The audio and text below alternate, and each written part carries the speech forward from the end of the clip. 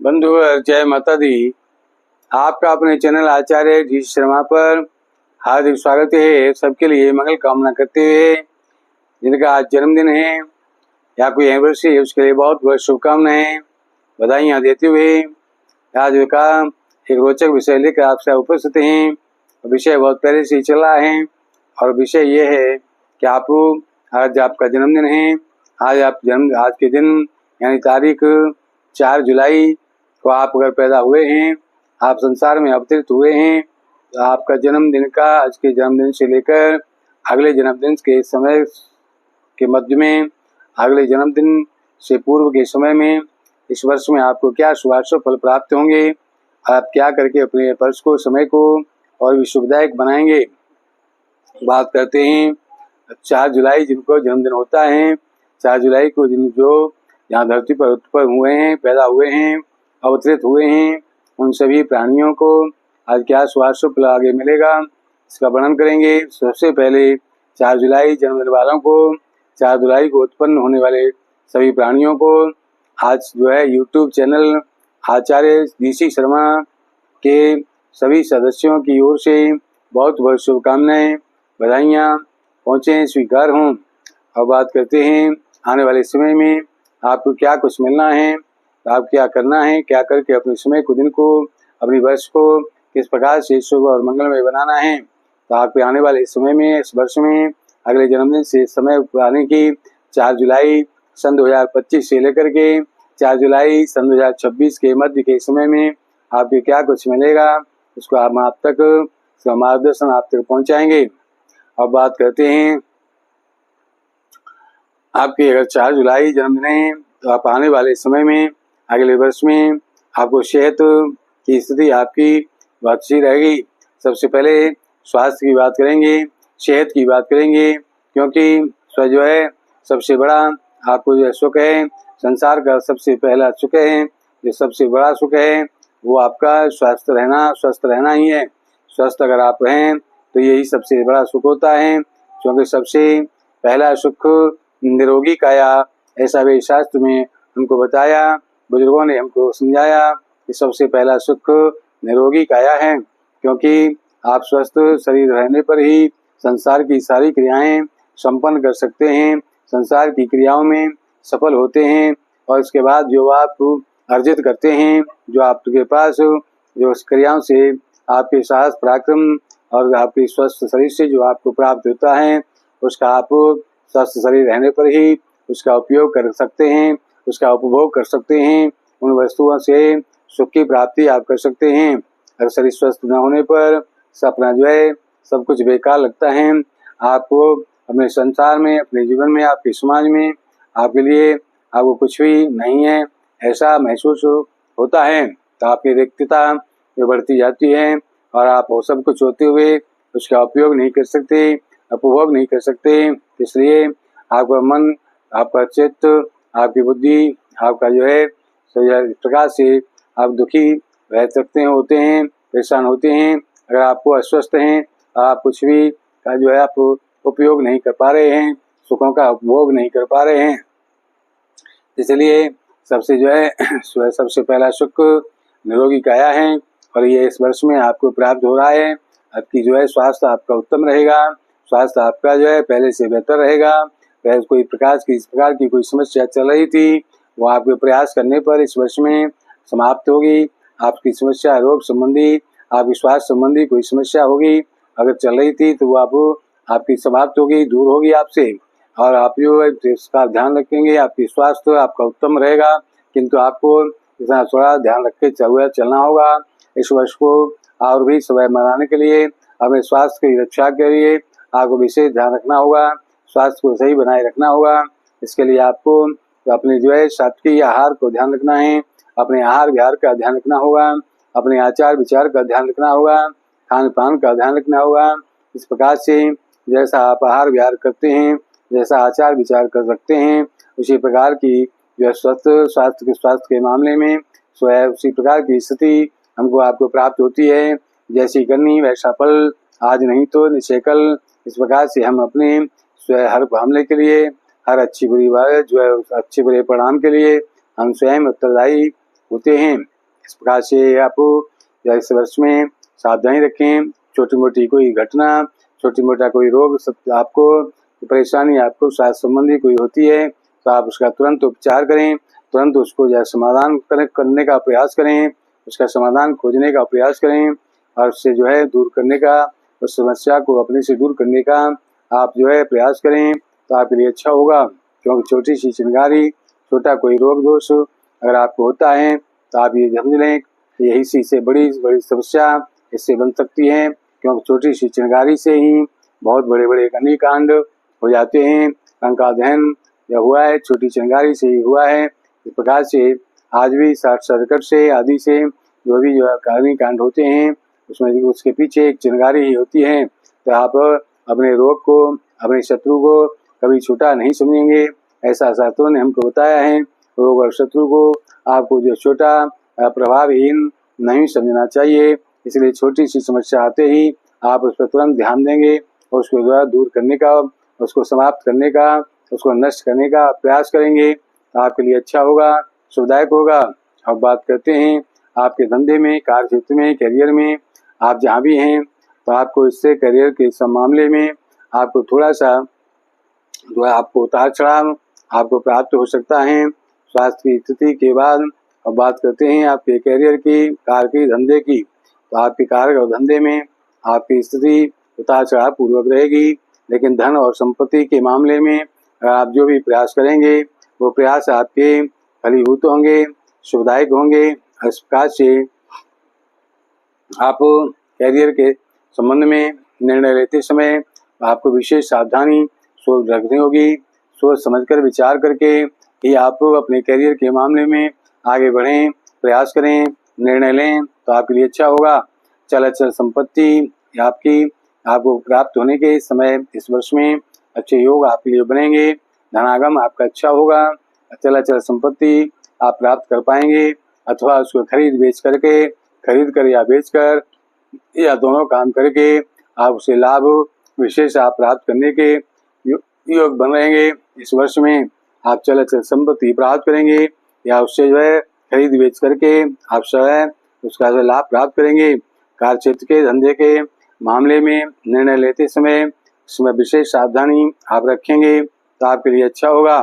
4 जुलाई जिनका जन्मदिन होता है और उनका अभी विवाह नहीं हुआ है, विवाहित हैं, अविवाहित हैं, तो इसमें आपको 4 जुलाई वालों को अभी जो है विवाह होने में थोड़ा विलंब की स्थिति प्राप्त हो सकती है और आधी वर्ष के बाद आपकी जो है विवाह तय हो सकता है, विवाह संपन्न हो सकता है। अगर आप जो उस समय नहीं होता है आज जो आप थोड़ा उसका प्रयास करेंगे, आप उसके जो है उपाय करेंगे विवाह शीघ्र प्राप्त होने के भी, विवाह शीघ्र होने के लिए आप जो है ज्योतिषीय उपाय करेंगे तो आपके लिए अच्छा होगा। और जिनको विवाह हो चुका है उनको जो है संतान प्राप्ति भी होने में विलंब की स्थिति बनेगी। इसके लिए भी आपको सावधानी रखेंगे, धैर्य रखेंगे, धैर्यपूर्वक अपना प्रयास करेंगे, आपको अच्छा होगा, तो लिए सुखदायक होगा। इस प्रकार से अब बात करते हैं आप जिनका 4 जुलाई जन्मदिन होता है। 4 जुलाई को जो यहाँ पर धरती पर अवतरित हुए हैं, पैदा हुए हैं, उनको आगे इस वर्ष में तो जो है आपको पूरी शुभ सलाह ये है आपको अपने वर्ष को, अपने समय को शुभ और मंगलमय बनाने के लिए आपको क्या करना होगा, क्या प्रयास करेंगे, क्या उपाय करेंगे, इसके बारे में बताएंगे। तो आपकी जो है जन्म की तारीख 4 है और 4 का मूलांक 4 ही बनता है। तो इस प्रकार से 4 मूलांक वाले व्यक्तियों के, प्राणियों के जो स्वामी ग्रह हैं वो राहु हैं। आपको जो पूरे वर्ष राहु की पूजा पाठ करनी है, भैरव की पूजा का राहु को शुभ करने के लिए भैरव की पूजा पाठ करनी है, हनुमान चालीसा का पाठ करना है। पूरे वर्ष आप हनुमान चालीसा का पाठ करें, राहु के मंत्रों का जाप करें, आपके लिए अच्छा होगा। इस प्रकार से राहु के जो स्वामी हैं, जो इष्ट हैं, जो आपके जो इष्ट हैं, यानी कि आपके जो है राहु के जो स्वामी हैं वो स्वामी जो कार्तिकेय जी हैं, भगवान कार्तिकेय हैं, उनकी पूजा पाठ करें। भगवान भोलेनाथ के पूरे परिवार को आप जो है पूजा पाठ करें, बहुत ही सुपरिणाम प्राप्त करेंगे। इस प्रकार से राहु को जो प्रभावित करने के लिए, राहु को कंट्रोल करने के लिए आप हनुमान जी की पूजा भी कर सकते हैं। हनुमान जी की पूजा पाठ करेंगे तो आपको निश्चय ही शुभ परिणाम प्राप्त होंगे। इस प्रकार से हनुमान चालीसा करें, भगवान शिव का शिव चालीसा करें, और शिव चालीसा अगर आप करते हैं तो आप गौरी शंकराय नमः, ओम गौरी शंकराय नमः इस मंत्र का जाप करें, ओम रांग रावे नमः इस मंत्र का जाप करें ज़्यादा से ज़्यादा। इस प्रकार से हनुमान जी का चालीसा करें। जब आप इतना प्रयोग क्या करेंगे तो आपका वर्ष, आपका समय बहुत ही मंगलमय होगा। और आप इसी प्रकार की यही पूजा पाठ आप जीवन भर करते रहें तो आपको निश्चय ही शुभ फल की प्राप्ति होगी। यही आपके, क्योंकि इष्ट देव हैं, अपने इष्ट देव की पूजा करना ही आपके लिए शुभदायक होगा। पूजा पाठ आप क्यों करें ये आप जान लें, क्योंकि जिस प्रकार से आपने जो है किसी को कोई वस्तु दी है और या आपने या किसी ने आपको कोई वस्तु दी है, तो आप व्यवहार में आप देखते हैं कि आपको आपने दी हुई किसी को बस कोई वस्तु दी है तो उससे आपको कुछ बदले में चाहिए, और वो क्या होता है, आप उसके कुछ भी नहीं देता तो आपको उसको धन्यवाद तो अवश्य उससे प्राप्त होना चाहिए, ऐसा मन में आता है। वह कहेंगे आप, अगर उसने धन्यवाद भी नहीं दिया, आप कहेंगे इतना कुछ करने के बाद भी उसने एक शब्द धन्यवाद का भी नहीं बोला है। इस प्रकार से आपका मन खिन्न होगा, दुखी होगा, और दुखी मन से अगर आप किसी को कुछ दे रहे हैं तो वो उसको सुखदायक फल देने वाला नहीं होगा। इसलिए आपको पूजा पाठ करनी है, वो धन्यवाद करना है, और धन्यवाद के रूप में आपको उनको पूजा पाठ करनी है। इस प्रकार से आप देखेंगे इस संसार के जो रचयिता हैं, संसार के जो नियंता हैं, वो जो है उनको हमको पूजा पाठ के रूप में उनको धन्यवाद करना है। अब इस बात में आप अपने माता पिता को भी रोजाना धन्यवाद करें तो आपके लिए अच्छा होगा, क्योंकि उन्होंने आपको इस संसार में पैदा किया है, वो आपके ईश्वर हैं, वो आपके भगवान हैं, क्योंकि आपने शरीरधारी भगवान वो आपके हैं, और आपको निराकार भगवान की पूजा पाठ करेंगे, साथ में अपने शरीरधारी को जो है भगवान की भी आप वंदना करते हैं, उनको जो है उनका आशीर्वाद लेते हैं, उनको धन्यवाद करते हैं, तो आपके लिए अच्छा हुआ। क्योंकि भगवान जैसे संसार को जो है उत्पन्न करते हैं, वैसे ही जो हमारे माता पिता ने हमको उत्पन्न किया है तो वो ब्रह्मा स्वरूप हैं, वो जो है हमारे पालन पोषण किया है तो विष्णु स्वरूप हैं। सब प्रकार की व्यवस्थाएं हमारे लिए बनाई हैं, और उस पर जो है हमारे को कंट्रोल उन्होंने रखा है। तो ये आपका शंकर रूप हैं, भगवान भोलेनाथ के रूप में हैं। इस प्रकार से आप जो है वाणी हिरण्यगर्भाभ्याम और उमा महेश्वराभ्याम और लक्ष्मी वासुदेवाय नमः इस प्रकार से इन तीनों ही शक्तियों का आप देखेंगे कि साक्षात रूप में शरीर धारण किए हुए आप माता पिता के रूप में आपके पास हैं। तो इनको आप जो है इनको भी धन्यवाद आपको करना है, क्योंकि इन्होंने आपके संसार बसाया है, आपको संसार में लाए हैं, आपका संसार आपके लिए उपलब्ध कराया है, तो आप इनको भी धन्यवाद करेंगे और निराकार शक्ति को भी धन्यवाद करेंगे। इस प्रकार से पूजा पाठ, इसीलिए आपको पूजा पाठ करना है, धन्यवाद के रूप में पूजा पाठ करना है। और दूसरी बात यह है कि जब आप पूजा पाठ करते हैं तो आपकी जो विवेक शक्ति जागृत होती है, आपका मन जो है स्थिर होता है, मन की एकाग्रता बढ़ती है, और एकाग्रता से उसमें शक्ति आती है, आत्मबल में वृद्धि होती है, और आप अपने पराक्रम में साहस में आप वृद्धि होती है। इस प्रकार पूजा पाठ करके आत्मबल को प्राप्त करके आपका विश्वास, आपका कॉन्फिडेंस आपका मजबूत होता है, जिसको आप लेकर के पराक्रम के साथ में अपने कार्य क्षेत्र में उतरते हैं। तो आप से कर्म क्षेत्र में उतरते हैं, तब सफलता प्राप्त करते हैं। इसीलिए आपको पूजा पाठ करना आवश्यक होता है, पूजा पाठ अवश्य करनी चाहिए। आप संसार में देखेंगे जितने भी शक्तिमान पुरुष हुए हैं वह सभी पूजा पाठ करके ही हुए हैं। उस समय अपने को जो है सात्विकी रख करके उन्होंने जो तपस्याएं की, उन्होंने भी अनेक प्रकार की पूजा की, और उन पूजा का तपस्या का विशेष परिणाम जब उनको प्राप्त हुआ, शक्ति उनको प्राप्त हुई, तो उसका उन्होंने दुरुपयोग कर किया। जो मनुष्य आप शक्ति प्राप्त करके उसका उपयोग करते हैं, सदुपयोग करते हैं, जो आपको जो देवता होते हैं और दूसरों के लिए जो करते हैं उसका सेवन, उसका प्रयोग, वो देवता होते हैं। और जो मनुष्य अपने लिए करते हैं वो मनुष्य होते हैं, और उन शक्तियों का दुरुपयोग जो करते हैं वो राक्षस रूप होते हैं, राक्षसी प्रवृत्ति के होते हैं। तो आप जो अपने को जो सतोगुणी बनाकर चलें, क्योंकि रजोगुण, तमोगुण, सतोगुण इन तीन गुणों से संसार की रचना हुई है। तो आप जो है रजोगुण से ब्रह्मा जी, तमोगुण से विष्णु शिव जी, और ये जो है सतोगुण से भगवान विष्णु पालन पोषण करते हैं। इस प्रकार से आप सतोगुण को धारण करें, क्योंकि जो भी जितने भी संसार में प्राणी हुए हैं, शक्तिधारी हुए हैं, शक्ति जिनको प्राप्त हुई हैं, वो सभी सतोगुण को धारण करके ही जो यज्ञ आदि, जो हवन आदि, आप जो तपस्या करके उस शक्ति को प्राप्त करते हैं। इसलिए आप भी सतोगुण धारण करेंगे, महात्मदा खाने से बचेंगे तो आपके लिए अच्छा होगा। अच्छा बोलेंगे, अच्छा सोचेंगे मन में, और अच्छा करने का प्रयास करेंगे, और आप खान पान को भी अपना अच्छा रखेंगे।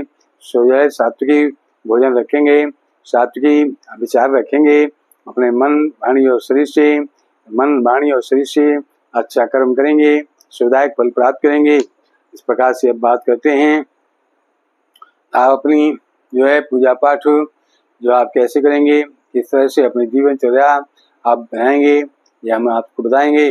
या प्रार्थ है, आप उठ करके सबसे पहले जब आप जगते हैं तब ब्रह्म मुहूर्त में जगने का प्रयास करेंगे। 3 से 5 के मध्य जगना है, किसी समय आप जगें।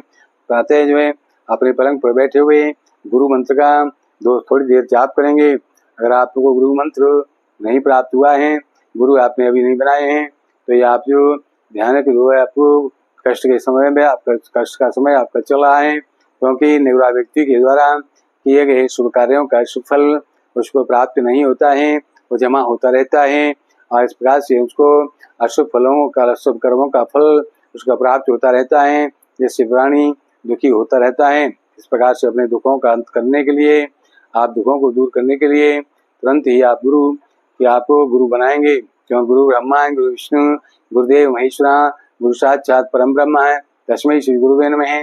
इस प्रकार से शास्त्र में गुरु की महिमा बताई गई है, वो परम ब्रह्म है, परमात्मा से ऊपर हैं, और इस प्रकार से परमात्मा की प्राप्ति भी उन्हीं की कृपा से मनुष्य को होती है। यज्ञ अपने यज्ञ आदि की प्राप्ति, दान धर्म की प्राप्ति, ज्ञान की प्राप्ति गुरु से होती है, भगवान की प्राप्ति गुरु से होती है, और बाद में आप मोक्ष की प्राप्ति भी आप गुरु की कृपा से आप मोक्ष की प्राप्ति भी कर सकते हैं। इस प्रकार से ये आप गुरु तुरंत बनाएंगे, गुरु बनाएंगे जानकर, पानी पीवेंगे छानकर, ऐसा आपने सुना देखा है, तो आप जो है अच्छे से विचार करके गुरु का आप चयन करेंगे। गुरु के बारे में एक बार गुरु बनने पर फिर आप उसमें किसी प्रकार का अपने मन में उनके प्रति कोई जो है निरादर का या जो है किसी प्रकार के अशुभ विचार उनके लिए नहीं ला सकते हैं। अगर लाएंगे तो वहाँ नरक के आप भागी बनेंगे। इसलिए गुरु बनाने से पूर्व आप जानें समझें, उसके बाद ही गुरु बनाएं।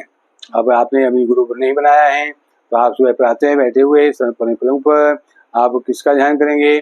भगवान भोलेनाथ को गुरु में ध्यान करेंगे, भगवान कृष्ण को गुरु रूप में ध्यान करेंगे। ओम कृष्ण वंदे कृष्णम जगत गुरु, ऐसा शास्त्र में बताया गया है। भगवान भोलेनाथ भी आप भगवान संसार के गुरु हैं, गुरु शंकर रूपिणम, ऐसा भी कहा गया है। अब बात कर रहे थे गुरु का ध्यान करके माँ जननी का ध्यान करेंगे। माँ जगनी शक्ति रूपा माँ अपनी माता रानी का, जिनसे आप पैदा हुए हैं, उन माता का अपनी जो है माँ का आप ध्यान करेंगे। शक्ति स्वरूपा का ध्यान करेंगे। 32 बार उनके नाम लेंगे।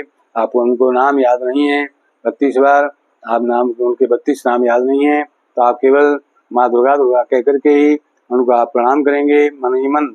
इस प्रकार से इसके बाद में आप गणपति भगवान को वहाँ ध्यान कर सकते हैं। इसके बाद में सभी देवताओं को नमस्कार कर लेंगे एक बार सर्वे देवों में, और फिर हथेलियों के दर्शन करेंगे 3 बार। कराग्रे वस्ते लक्ष्मी, कर मध्य सरस्वती, कर मूले गोविंद है, कब्र मूले ब्रह्मा, प्रभाते कर दर्शनम। इस प्रकार से फिर आप जो धरती को स्पर्श करके आप नीचे उतरेंगे, उसको धरती को प्रणाम करके उतरेंगे। आपका दिन समय मंगलमय होगा। अब बात करते हैं, सबसे पहले आप अपने माता पिता के दर्शन करेंगे, उनसे आशीर्वाद लेंगे, उनका जो है मनोरंजन करेंगे, उनको मन की प्रसन्नता को देने वाली बातें उनको करेंगे। उनसे कहा तो ऐसा ही मन की प्रसन्नता कर देने वाला व्यवहार करेंगे, और उनसे चरण स्पर्श करके आशीर्वाद ग्रहण करेंगे। अगर वो अभी नहीं जागे हैं तो आप अपने इष्ट, अपने ईश्वर, जहाँ आपने मंदिर बनाए हैं, जहाँ पूजा घर बनाए हैं, पूजा स्थल बनाए हैं, वहाँ पर अपने देवी देवताओं का, अपने इष्ट का आप वहाँ पर दर्शन करेंगे। इस प्रकार से अपने बात करते हैं। अब आपको आगे की पूजा पाठ कैसे करेंगे, तो स्नान ध्यान से निवृत्त होकर के आप पूजा स्थल पर पहुंचेंगे। गंगा जल छिड़क करके अपने ऊपर अपने समय को, अपने शरीर को, अपने जो है पूजा स्थल को शुभ और मंगलमय बनाएंगे, पवित्र बनाएंगे। और पवित्र है कहते हुए या हर गंगे कहते हुए आप गंगा जल छिड़केंगे। इस प्रकार के बाद में 3 आसन आप लेंगे। एक आसन पर आप स्वयं बैठेंगे, दूसरे पर अपने देवी देवताओं को बुलाएंगे, तो बैठाएंगे। तीसरा आसन अपने पूर्वजों के लिए रखेंगे, अपने दक्षिण भाग में रखेंगे। इस प्रकार से दोनों आसनों पर आप जो है फूल अच्छे छोड़ते हुए सभी देवी देवताओं को, अपने सभी पितरों को वहाँ पर बुलाएंगे। जो है अब देवी देवताओं में सबसे पहले किसको बुलाएंगे, तो अक्सर भूल करते हैं लोग, गलती करते हैं, गणपति भगवान को ध्यान करते हैं। लेकिन गणपति से पहले आप गुरु का ध्यान करेंगे, क्योंकि गुरु ब्रह्मा, गुरु विष्णु, गुरुदेव महेश्वरा, गुरु साक्षात परम ब्रह्म, वो परम ब्रह्म है, परमात्मा से ऊपर हैं, इसलिए आप उनका ध्यान करेंगे, उनको बुलाएंगे। उसके बाद में गुरु को बुलाने के बाद में ही आप गणपति को बुलाएंगे। माँ जननी शक्ति स्वरूपा माता को बुलाएंगे। ओम दुर्गा देवी नमः, ओम अनंत शक्ति स्वरूपाय नमः। इस प्रकार से आप उनका आह्वान करेंगे, अपने इष्ट को आह्वान करेंगे। ओम राहवे नमः, ओम गौरी शंकराय नमः। ओम आप गौरी शंकर भगवान को बुला लिया, तो आप लक्ष्मी वासुदेव को बुलाएंगे, लक्ष्मी वासुदेवाय नमः। क्योंकि बिना धन के, बिना लक्ष्मी के संसार में कुछ भी नहीं है। सबसे बड़ा रुपया, ना बाप बड़ा ना भैया। और सर्वे गुणा कांचन मार्शंति, ऐसा भी जो है कहा गया है। तो आप सबसे पहले अब बात करेंगे, आप धन की देवी माता लक्ष्मी को आप आह्वान करेंगे, उनके विष्णु के साथ में गौरी शंकर भगवान को आह्वान करेंगे, क्योंकि वो आपके इष्ट हैं, राहु के जो है स्वामी हैं। बाद में कार्तिकेय जी को ध्यान करेंगे। इसके बाद में जो आपको प्रिय हैं उनका आह्वान करेंगे नाम लेकर। इसके बाद में आप बोलेंगे एक लाइन में, एक शब्द में, आप सर्वेभ्यो देवेभ्यो नमः ऐसे कह करके सभी देवताओं को आह्वान करेंगे वहाँ पर। और इसके बाद में उनको जो है पंचोपचार या उपचार 16 तरह से या 5 तरह से उनको जो है पूजा अर्पित करेंगे। धूप दीप नैवेद्य आदि अर्पित करेंगे, स्नान पाद्यार्घ्य आचमन सब देंगे। इसके बाद में आप कपूर से आरती करेंगे। आरती को घर में घुमाएंगे, शीतलीकरण करके घर की ऊर्जा को, अशुभ ऊर्जा को बाहर भगाएंगे, शुभ ऊर्जा घर में पैदा करेंगे, उत्पन्न करेंगे, उत्सर्जित करेंगे। इसके बाद में आप जो है भोग अवश्य लगाएंगे, क्योंकि कुछ लोग भोग नहीं लगाते हैं। ये बड़े ही असुविधायक स्थिति होती है, दुखदायी स्थिति होती है। तो इसलिए आप भोग लगाएंगे। सामने के आसन पर आप 2 जगह भोग रखेंगे, एक गुरु भगवान के लिए, एक सभी देवताओं के साथ गणपति भगवान के लिए। इस प्रकार को स्वीकार करने की प्रार्थना करेंगे और उसके चारों तरफ जल छिड़क करके जो स्वीकार करने की प्रार्थना करेंगे। इसी तरह से अपने आप पूर्वजों के आसन पर उनका आह्वान करेंगे। ओम सर्वेभ्यो पितृभ्यो नमः, सर्व पितृभ्यो नमः, सर्वे पितृभ्यो नमः, अवत पितृसाय नमः, रक्त संबंधी अवत पितृसाय नमः। या पितृलोक में निवास करने वाले मेरे रक्त संबंधी सभी अवत पितृसाय नमः। आवायामि, स्थापयामि, पूजयामि, ध्यायामि, नमस्करोमि। इस प्रकार से आप उनको बुलाएंगे, उनको आरती करेंगे, उनकी भी आरती करके उनको जो भोग लगाएंगे। आरती आप संयुक्त रूप से सभी की कर सकते हैं।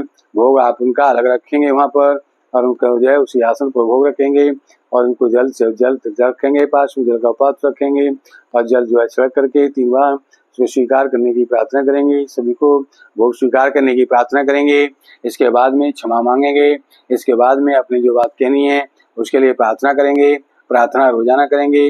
प्रार्थना करना बहुत ही शुभदायक होता है। इस प्रकार से आप अपने ईश्वर को, अपनी जो जनता को, अपने इष्ट को, आप सभी देवी देवताओं को आप प्रार्थना करेंगे। प्रार्थना करके उनसे जो है शुभाशीर्वाद प्राप्त करेंगे। इसके बाद में आप